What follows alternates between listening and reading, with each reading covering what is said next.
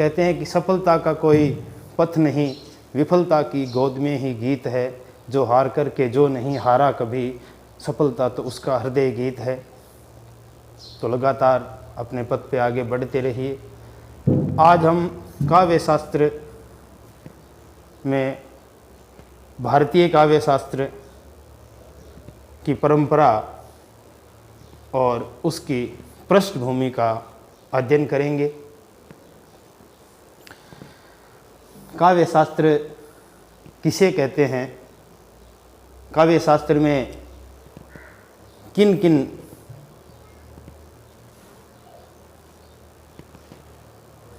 विधाओं का अध्ययन किया जाता है, इस पर हम चर्चा करेंगे। काव्य शास्त्र, काव्य शास्त्र जैसा कि नाम से ही विदित होता है कि कविता करने का जो शास्त्र है उसे काव्य शास्त्र कहते हैं, परंतु ये तो बड़ी ही साधारण परिभाषा है। कविता का शास्त्र, कविता का शास्त्र, यानी कविता का जो शास्त्र है वो काव्य शास्त्र है। और इस काव्य शास्त्र में काव्य के विविध पक्षों का अध्ययन किया जाता है। काव्य के विविध पक्षों का अध्ययन, काव्य के विविध पक्षों का अध्ययन।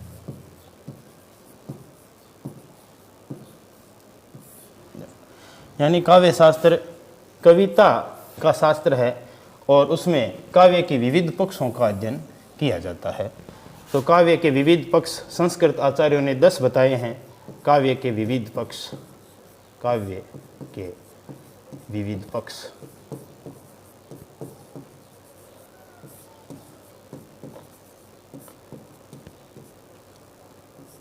काव्य के विविध पक्ष में पहला पक्ष है काव्य का स्वरूप, काव्य का स्वरूप। काव्य के स्वरूप में 4 चीज़ों का जिक्र किया जाता है। हेतु,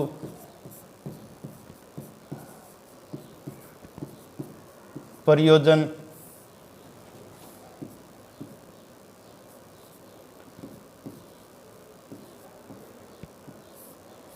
लक्षण तथा भेद। यानी काव्य के विविध पक्षों में जो प्रथम काव्य का पक्ष है वो है काव्य का स्वरूप। काव्य के स्वरूप में काव्य हेतु, काव्य प्रयोजन, काव्य लक्षण तथा काव्य भेद, इन चारों पे चर्चा की जाती है। फिर दूसरा है शब्द शक्ति।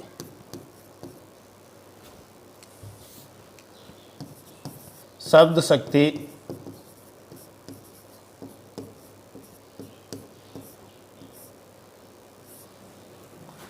काव्य का तीसरा भेद ध्वनि, विविध पक्षों में। चौथा गुणीभूत व्यंग्य।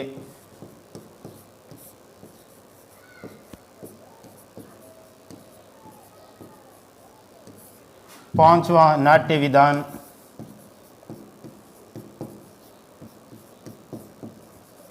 नाट्य विधान। छठा रस। सातवां दोष। आठवां गुण। नौवां रीति। रीति।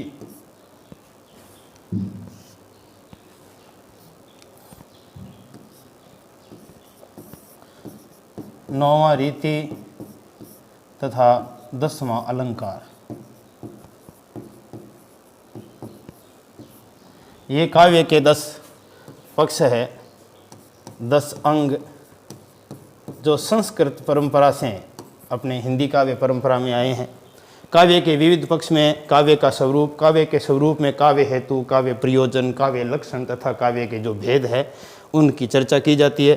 फिर दूसरा शब्द शक्ति है, तीसरा ध्वनि है, चौथा गुणीभूत व्यंग्य है, पांचवा नाट्य विधान है और छठा रस है, सातवां गुण है, आठवां दोष है, नौवां रीति है और 10वां अलंकार है। ये काव्य के 10 विविध पक्ष है, विविध अंग है। फिर जो काव्य शास्त्र है वो प्रारंभिक रूप में पद्यात्मक रूप में लिखे गए हैं कि काव्य शास्त्र का प्रारंभिक रूप, प्रारंभिक जो काल है वो पद्यात्मक काल है।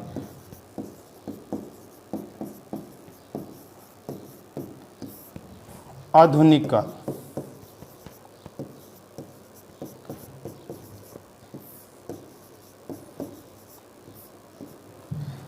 आधुनिक काल में गद्य तथा पद्य की विविध विधाओं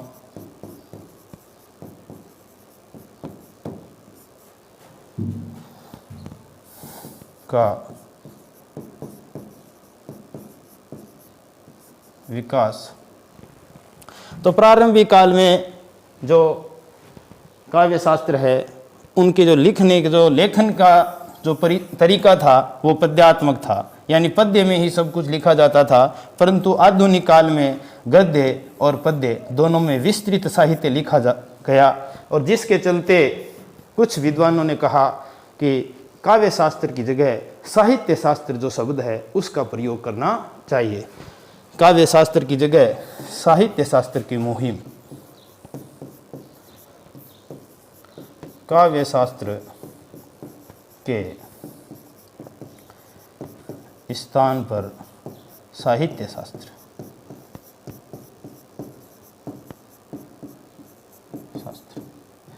यानी गद्य और पद्य में विस्तृत साहित्य, विस्तृत अनेक विधाओं के रूप में जब साहित्य का लेखन हुआ तो कुछ विद्वानों ने कहा कि जो काव्य शास्त्र के स्थान पर साहित्य शास्त्र शब्द का प्रयोग किया जाना चाहिए। परंतु आज भी काव्य शास्त्र शब्द ही औचित्यपूर्ण है, क्योंकि जो साहित्य शास्त्र शब्द है उसमें अतिव्याप्ति दोष है, अतिव्याप्ति दोष।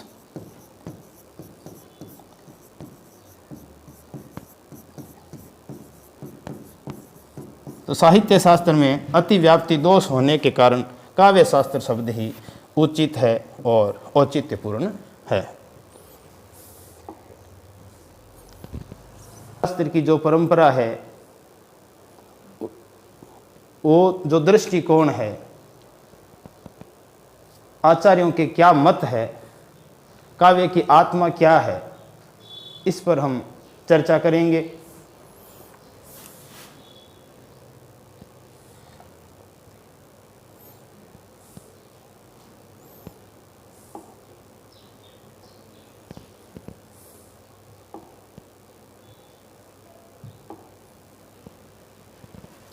भारतीय काव्य शास्त्र की जो परंपरा है उसकी शुरुआत भरत मुनि के नाट्य शास्त्र नामक ग्रंथ से 2री शताब्दी में मानी जाती है।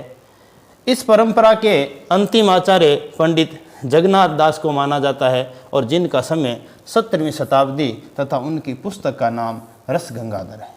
तो मित्रों, भारतीय जो काव्य शास्त्र की जो परंपरा है उसकी शुरुआत भरत मुनि के नाट्य शास्त्र से 2री शताब्दी ईसा पूर्व मानी जाती है, जिसके अंतिम आचार्य पंडित जगन्नाथ है, जिनका काल 17वीं शताब्दी तथा उनका जो प्रसिद्ध ग्रंथ है वो है रस गंगाधर।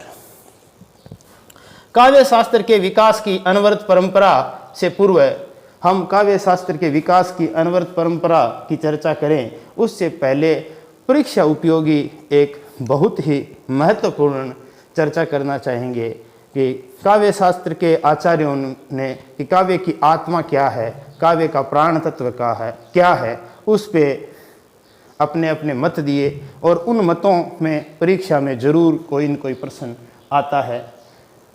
तो ये परीक्षा उपयोगी चर्चा हम करना चाहेंगे यहाँ पर। कि काव्य शास्त्र के विकास की अनवरत परंपरा से पूर्व एक बहुत महत्वपूर्ण चर्चा कि आत्मा क्या है, काव्य का प्राण तत्व क्या है, ये बड़ा ही रोचक तथा परीक्षा उपयोगी विषय है। तो इसमें से प्रश्न भी आते हैं। तो प्राण तत्व के बारे में हम चर्चा करें तो प्राण तत्व कहते हैं कि जो काव्य में जो गुण है, काव्य के अंदर जो गुण है वो 3 गुण हमने पढ़े थे, ओज, प्रसाद और माधुर्य।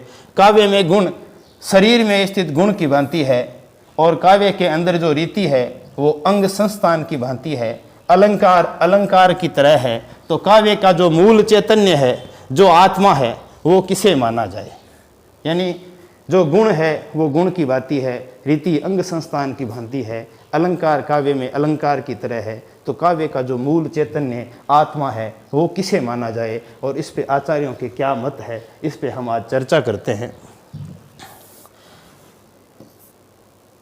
ये काव्य की आत्मा का जो रूपक जब आचार्य वामन ने रीतिरात्मा काव्य की उक्ति दी और कहा कि रीति ही काव्य है, उसके साथ में काव्य की आत्मा के अन्य मत भी सामने आए और अंत में रस सिद्धांत को काव्य की आत्मा के रूप में स्वीकार किया गया। तो काव्य की आत्मा का जो रूपक है वो आचार्य वामन के साथ स्वतः उठ खड़ा हुआ जब वामन ने ये घोषणा की कि रीतिरात्मा काव्य से, जब वामन ने ये कहा कि रीतिरात्मा काव्य से, रीति ही काव्य की आत्मा है, इसके साथ में काव्य की आत्मा क्या है और उस पे आचार्यों के मतों का जो एक और संप्रदायों का चलन हुआ। आचार्य वामन ने कहा कि रीति काव्य की आत्मा है। आचार्य वामन कहते हैं कि रीति ही काव्य की आत्मा है और ये विवाद 17वीं शताब्दी तक चलता रहा और अंत में ये स्वीकार किया गया कि रस काव्य की आत्मा है। जब वामन ने कहा कि रीतिरात्मा काव्य, रीति काव्य की आत्मा है और काव्य की आत्मा का ये जो विवाद 17वीं शताब्दी तक चलता रहा और बाद में भरत मुनि के नाट्य शास्त्र का जो रस सिद्धांत है और जो रस को काव्य की आत्मा के रूप में स्वीकार किया गया। काव्य के काव्यात्म के संबंध में, काव्य की आत्मा के संबंध में आचार्यों के क्या विचार है? काव्य की आत्मा के संबंध में ये परीक्षा उपयोगी महत्वपूर्ण कुछ तथ्य हैं। आचार्य वामन कहते हैं रीतिरात्मा काव्य से, आचार्य वामन कहते हैं कि रीति ही काव्य की आत्मा है। आचार्य वामन कहते हैं कि जो रीति है वो काव्य की क्या है? आत्मा है। रीति ही काव्य की आत्मा है, रीति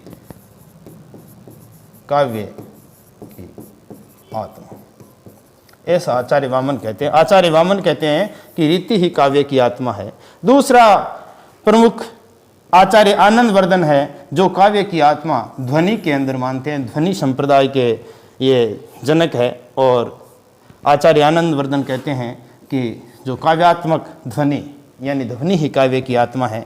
आचार्य कुंतक कहते हैं वक्रोक्ति जीवितम, कुंतक वक्रोक्ति को काव्य की आत्मा मानते हैं। और आचार्य भामा अलंकार संप्रदाय से संबंधित है तो वो कहते हैं कि नए कांतमपि निर्भुषम विभाति वनिता मुखम, जिस प्रकार वनिता का मुख, ललिता का मुख, एक सुंदरी का मुख अलंकारों के बिना शोभित नहीं होता, उसी प्रकार जिस काव्य में अलंकार नहीं है वो काव्य भी शोभित नहीं है। वो तो आचार्य जो भामा है वो अलंकार को काव्य की आत्मा मानते हैं। क्षेमेंद्र औचित्य को, आचार्य क्षेमेंद्र औचित्य को काव्य की आत्मा मानते हैं। आचार्य जो केशव मित्र है वो रस को काव्य की आत्मा मानते हैं। कहते हैं कि अलंकारस्तु शोभायो रसे आत्मा परे मने, यानी अलंकारों से शोभित जो साहित्य है और उसमें जो रस है वो रस ही काव्य की आत्मा है।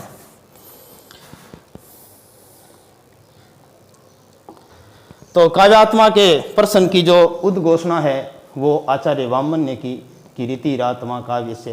तो आज हम इस वामन का जो रीति संप्रदाय है और वामन ने किस आधार पर रीति को काव्य की आत्मा माना है, थोड़ी हम परीक्षा उपयोगी चर्चा वामन के बारे में करते हैं।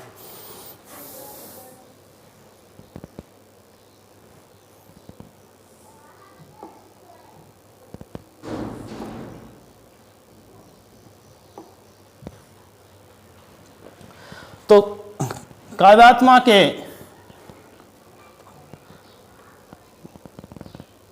काव्य की आत्मा वामन ने रीति को माना है और कहा कि रीतिरात्मक काव्य यानी रीति ही काव्य की आत्मा है।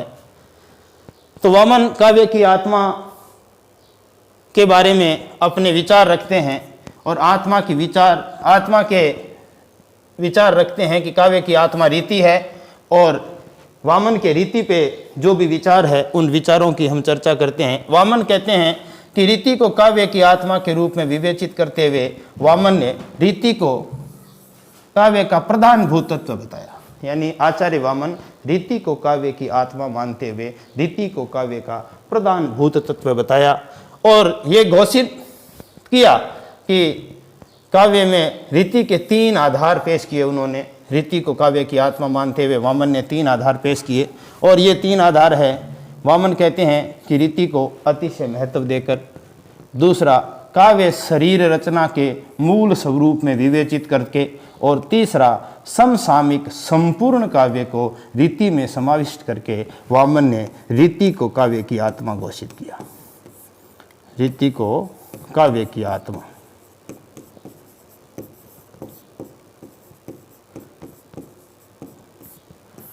हाँ, तो काव्य की रीति को काव्य की आत्मा के रूप में विवेचित करते हुए वामन कहते हैं कि रीति ही काव्य का आधारभूत तत्व है और इसके 3 प्रमुख आधार है कि रीति को अतिशय महत्व देकर काव्य शरीर रचना के मूल स्वरूप में विवेचित करके और समसामयिक संपूर्ण काव्य को रीति के अंदर समाविष्ट करके आचार्य वामन ने यह घोषणा की कि रीतिरात्मा काव्य से रीति ही काव्य की आत्मा है। फिर वामन आगे लिखते हैं कि वामन रीति को परिभाषित करते हुए कहते हैं, वामन रीति को परिभाषित करते हुए कहते हैं कि रीति में संपूर्ण गुण प्रवेश कर जाते हैं। वामन कहते हैं कि हमने 3 गुणों की चर्चा की थी पिछली कक्षाओं में, ओज, प्रसाद और माधुर्य। तो वामन कहते हैं कि जो गुण है वो रीति में प्रवेश करते हैं,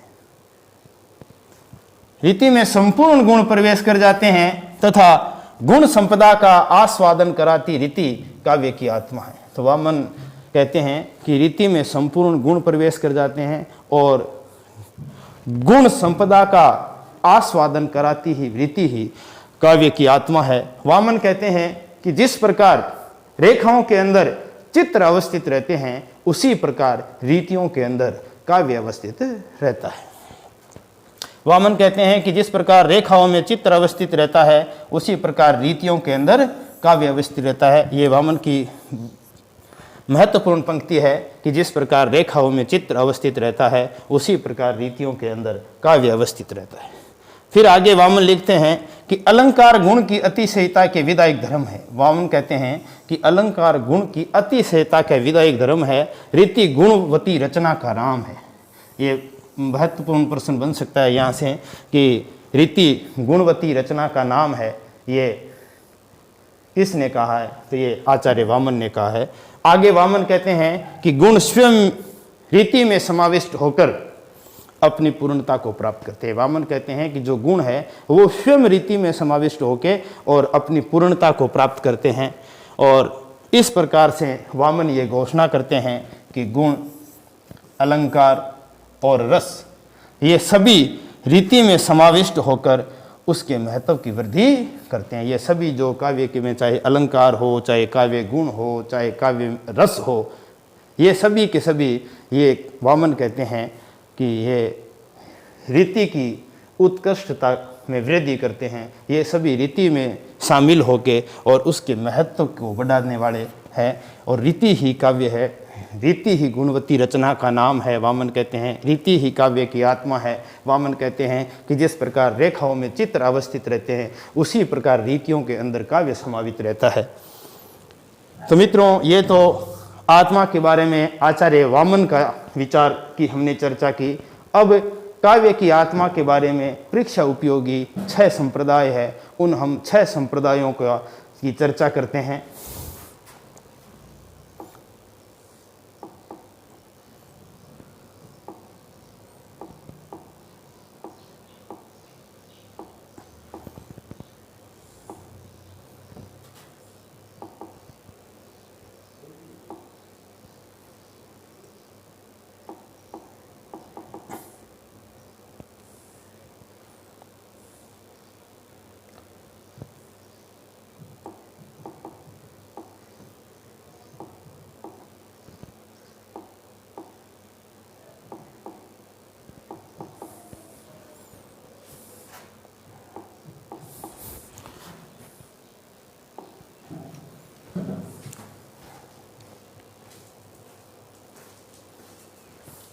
जो काले को करिए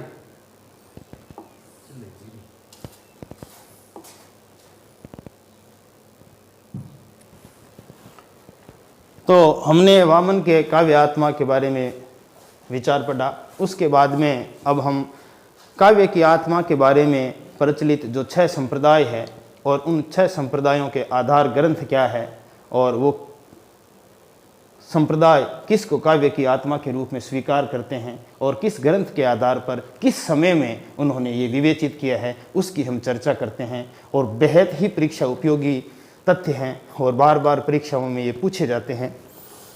काव्य की आत्मा के संबंध में ये 6 संप्रदाय प्रचलित है, जिसमें अपना एक संप्रदाय है रस संप्रदाय, यानी रस को काव्य की आत्मा मानने वाला जो संप्रदाय है वो रस संप्रदाय कहलाता है। और रस संप्रदाय के जो प्रवर्तक आचार्य है वो भरत मुनि है और भरत मुनि का जो काल है वो 2री शताब्दी ईसा पूर्व माना जाता है। और उनका जो मुख्य आधारभूत ग्रंथ है वो ग्रंथ है नाट्यशास्त्र, वो नाट्यशास्त्र है। तो भरत मुनि ने 2री शताब्दी ईसा पूर्व नाट्यशास्त्र की रचना की और रस संप्रदाय की स्थापना की और रस को काव्य की आत्मा के रूप में विवेचित किया। भरत मुनि ने कहा कि जो रस है वो ही काव्य की आत्मा है। दूसरा काव्य की आत्मा के संबंध में संप्रदाय है अलंकार संप्रदाय। और अलंकार संप्रदाय के जो प्रवर्तक है वो आचार्य भामा है और भामा का जो काल है वो 6ठी शताब्दी माना जाता है। और उनका जो आधारभूत ग्रंथ है जिसके आधार पर भामा ने अलंकार संप्रदाय की स्थापना की वो है काव्यालंकार। तो दूसरा संप्रदाय अलंकार संप्रदाय, इसके प्रवर्तक है आचार्य भामा और उनका काल है 6ठी शताब्दी और उनका आधारभूत ग्रंथ है अलंकार संप्रदाय। तीसरा संप्रदाय रीति संप्रदाय है और इसके प्रवर्तक आचार्य का नाम है वामन और उनका काल है 8वीं से 9वीं शताब्दी और उनके ग्रंथ का नाम है काव्य अलंकार सूत्रवृत्ति। तो आचार्य वामन ने 8वीं 9वीं शताब्दी में काव्य अलंकार ग्रंथ के आधार पर काव्य की आत्मा रीति को स्वीकार किया और कहा कि रीतिरात्मा काव्य, रीति ही काव्य की आत्मा है। चौथा संप्रदाय है ध्वनि संप्रदाय और ध्वनि संप्रदाय के प्रवर्तक आचार्य है आनंदवर्धन। ये उनका जो काल है 9वीं शताब्दी माना जाता है और उनका जो प्रसिद्ध ग्रंथ है उनके ग्रंथ का नाम है ध्वन्यावलोक। तो आनंदवर्धन ने 9वीं शताब्दी में ध्वन्यावलोक ग्रंथ के आधार पर ध्वनि को काव्य की आत्मा माना। तो आनंदवर्धन ध्वनि संप्रदाय के जो प्रवर्तक आचार्य हैं वो आनंदवर्धन है। उनका जो समय है वो 9वीं शताब्दी माना जाता है और उनका जो प्रसिद्ध आधारभूत ग्रंथ है वो ध्वन्यावलोक है। तो 9वीं शताब्दी में ध्वन्यावलोक ग्रंथ के आधार पर आनंदवर्धन ने ध्वनि को काव्य की आत्मा माना। फिर काव्य की आत्मा के बारे में संप्रदायों में अपना 5वां संप्रदाय आचार्य कुंतक का वक्रोक्ति संप्रदाय है। कुंतक कहते हैं वक्रोक्ति जीवितम। हाँ, तो काव्य की आत्मा के संबंध में 5वां मत है वक्रोक्ति संप्रदाय और इस संप्रदाय के प्रवर्तक आचार्य कुंतक है और उनका जो काल है वो 10वीं शताब्दी माना जाता है और कुंतक का जो ग्रंथ है उस ग्रंथ का नाम है वक्रोक्ति जीवितम। कुंतक वक्रोक्ति जीवितम ग्रंथ के आधार पर वक्रोक्ति संप्रदाय को काव्य की आत्मा मानते हैं और उनका जो समय है वो 10वीं शताब्दी है। फिर काव्य की आत्मा के बारे में अंतिम और छठा मत है औचित्य संप्रदाय और औचित्य संप्रदाय के जो प्रवर्तक आचार्य हैं वो आचार्य क्षेमेंद्र है और उनका जो काल है वो 11वीं शताब्दी माना जाता है और उनका ग्रंथ का नाम है औचित्य विचार चर्चा। तो आचार्य क्षेमेंद्र ने 11वीं शताब्दी में औचित्य विचार चर्चा ग्रंथ में काव्य की आत्मा औचित्य को स्वीकार किया। तो ये काव्य की आत्मा में आत्मा के बारे में आचार्यों के मत बहुत ही परीक्षा उपयोगी तथ्य हैं और आज इस क्लास में कुछ परीक्षा उपयोगी महत्वपूर्ण प्रश्नों पर चर्चा करते हैं। उसमें से हमारा पहला प्रश्न ये है कि आचार्य विश्वनाथ का जो ग्रंथ है, जो बुक है, उसका नाम है साहित्य दर्पण और साहित्य दर्पण में आचार्य विश्वनाथ एक बहुत महत्वपूर्ण परिभाषा देते हैं कि रसात्मक वाक्य काव्याम, यानी जो रस युक्त वाक्य है वो काव्य है, ऐसा आचार्य विश्वनाथ कहते हैं। और विश्वनाथ के जो प्रसिद्ध ग्रंथ है उसका नाम है साहित्य दर्पण। फिर रस सिद्धांत भरत मुनि के नाट्य शास्त्र से लिया गया है। जो रस सिद्धांत है वो भरतमुनि के नाट्य शास्त्र से लिया गया है। हमने भरतमुनि के बारे में चर्चा की है कि भरतमुनि का जो काल है 2री शताब्दी ईसा पूर्व माना जाता है। उनका ग्रंथ का नाम नाट्य शास्त्र है और रस को भरतमुनि काव्य की आत्मा के रूप में स्वीकार करते हैं। भरतमुनि अपने ग्रंथ में रस निष्पत्ति का सूत्र देते हैं और ये रस निष्पत्ति का सूत्र है विभानुभाव व्यभिचारी संयोगात रस निष्पत्ति का जो सूत्र है वो भरतमुनि के ग्रंथ नाट्य शास्त्र से लिया गया है। तो ये परीक्षा में पूछा जा सकता है कि विभानुभाव व्यभिचारी संयोगात रस निष्पत्ति का जो सूत्र है वो कहाँ से लिया गया है, तो ये भरतमुनि के ग्रंथ नाट्य शास्त्र से लिया गया है। और रस निष्पत्ति के जो सूत्र है उसके जो व्याख्याकार हैं 4 प्रमुख, उनका भी प्रश्न प्रतियोगिता परीक्षाओं में पूछा जाता है।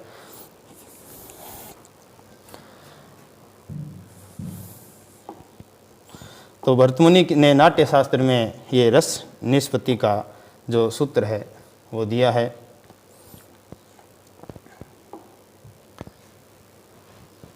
तो इस परीक्षा उपयोगी महत्वपूर्ण तथ्यों में हमने पढ़ा कि विश्वनाथ ने साहित्य दर्पण में कहा कि रसात्मक वाक्य काव्याम। रस सिद्धांत भरतमुनि के नाट्य शास्त्र से लिया गया है और रस निष्पत्ति का जो सूत्र है वो भरतमुनि ने अपने नाट्य शास्त्र में दिया, जो इस प्रकार है विभानु भाव व्यभिचारी संयोगाद रस निष्पत्ति। और इस सूत्र के प्रमुख 4 जो व्याख्याकार आचार्य हैं उनकी हम चर्चा करते हैं। भरतमुनि के रस निष्पत्ति सूत्र की व्याख्या करने वाले जो प्रथम आचार्य है, ये बार पूछा जा सकता है कि भरतमुनि के रस निष्पत्ति का जो सूत्र है उसके व्याख्याकारों में प्रथम व्याख्या करने वाले आचार्य कौन है, तो आचार्य भट्टलोलट। भरतमुनि के रस निष्पत्ति सूत्र के प्रथम जो व्याख्याकार आचार्य हैं वो है भट्टलोलट। तो ये 4 वाक्यकारों में हम पढ़ते हैं भट्टलोलट। और भट्टलोलट के सिद्धांत को उत्पत्तिवाद कहते हैं, उसका दूसरा नाम आरोपवाद मिलता है और एक अन्य नाम उपचयवाद भी कहते हैं। तो भट्टलोलट के मत को उत्पत्तिवाद, आरोपवाद और उपचयवाद के नाम से जानते हैं। प्रमुख दूसरा आचार्य रस निष्पत्ति सूत्र का शंकुक है और शंकुक का मत अनुमितिवाद कहलाता है। शंकुक का जो मत है वो अनुमितिवाद कहलाता है। उसका दूसरा नाम अनुमानवाद भी मिलता है और एक अन्य नाम अनुकृतिवाद भी मिलता है। तो शंकुक के मत को अनुमितिवाद, अनुमानवाद और अनुकृतिवाद के नाम से भी जाना जाता है। भट्टनायक के मत को भुक्तिवाद कहते हैं। ये रस निष्पत्ति के तीसरे प्रमुख आचार्य हैं और जो सर्वमान्य मत है वो अभिनव गुप्त का है, अभिव्यक्तिवाद। अभिनव गुप्त का अभिव्यक्तिवाद। और ये रस निष्पत्ति सूत्र के चौथे व्याख्याकार है। तो इस प्रकार आज हमने ये रस निष्पत्ति सूत्र के प्रमुख जो व्याख्याकार है उनके मत क्या है इसके बारे में चर्चा की। तो रस निष्पत्ति के जो सूत्र है उसके 4 प्रमुख व्याख्याकार है, जिसमें प्रथम व्याख्याकार भट्टलोलट है और भट्टलोलट के मत को उत्पत्तिवाद, आरोपवाद तथा उपचयवाद कहते हैं। और दूसरा व्याख्याकार शंकुक है और शंकुक के मत को अनुमितिवाद, अनुकृतिवाद और अनुमानवाद के नाम से जानते हैं। तीसरा जो प्रमुख व्याख्याकार है वो भट्टनायक है और भट्टनायक के मत को हम भुक्तिवाद कहते हैं। और चौथा जो आचार्य है वो अभिनव गुप्त है और अभिनव गुप्त के मत को अभिव्यक्तिवाद कहते हैं। आज की इस क्लास में बस इतना ही। आगे परीक्षा उपयोगी तथ्यों के साथ में फिर हाजिर होंगे। आप सभी ने हमको समय दिया, आपका बहुत बहुत आभार।